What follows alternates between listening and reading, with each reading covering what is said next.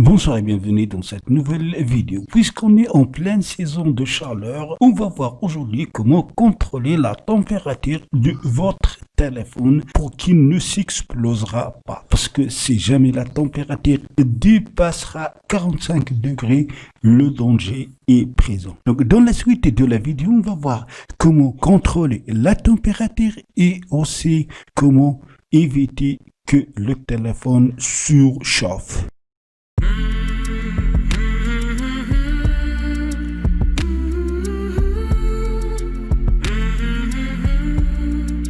Alors, les causes qui peuvent causer le chauffage des téléphones sont: vous chargez par exemple votre téléphone avec le coq, vous explosez votre téléphone au soleil, vous avez une luminosité excessive, votre téléphone est piraté parce que des applications fonctionnent dans l'arrière-plan et par conséquent la température augmente. Plusieurs de vos applications fonctionnent dans l'arrière-plan. Et dernièrement, si la batterie est usée, ça veut dire défectueuse. Pour contrôler la température, on va utiliser une application dite température de la batterie. Le lien pour l'installer, vous le trouverez dans la description en bas de cette vidéo. Une fois installé, on va l'ouvrir. Par défaut, c'est comme ça, désactivez-vous.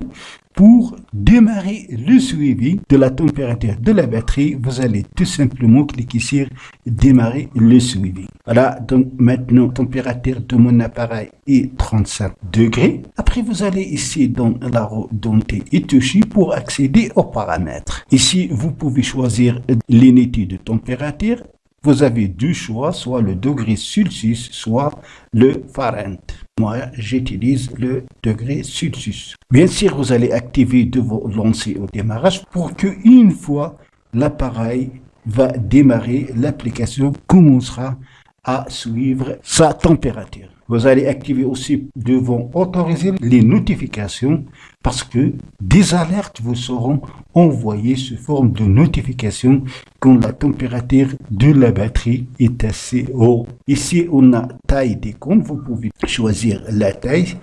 Il y a entre moyenne et grande. Et ici, on a température d'alerte. Ça, c'est très important. Vous allez mettre ici la température d'alerte. Quand la température de l'appareil va atteindre ce nombre, vous allez recevoir une notification vous disant que la température de votre appareil est assez élevée. La température des smartphones dépasse 45 degrés Celsius, la batterie de ce dernier peut s'exploser et si jamais il s'explosera, les conséquences seront dangereuses pour vous et pour votre entourage. C'est pourquoi il faut contrôler la température de l'appareil. Alors maintenant, on va voir comment éviter que l'appareil surchauffe. Premièrement, quand vous allez la charger, enlevez le coq. Deuxièmement, gardez le téléphone à l'ombre. Ne l'exposez pas au soleil. Activez la luminosité automatique. Pour ce faire, selon la version d'Android installée sur votre appareil, vous allez dans la barre d'état. Vous avez ici la luminosité. Vous pouvez diminuer et augmenter. Dans des versions d'Android comme la version 6.7, vous pouvez régler ici la luminosité automatique. Mais pour les versions 8, 9, 10, vous allez dans paramètres, affichage, vous avez ici luminosité. Donc vous pouvez régler ici ou vous allez tout simplement activer devant luminosité adaptive ici. Et la luminosité va s'adapter avec la lumière convenable pour votre situation. Et pour éviter donc que le téléphone surchauffe, vous allez activer le mode économie d'énergie. Pour ce faire, et selon bien sûr la version d'Android installée sur votre appareil, vous allez chercher batterie. Pour la version 9, vous allez dans maintenance de l'appareil. Vous avez ici batterie, et vous avez mode de consommation d'énergie.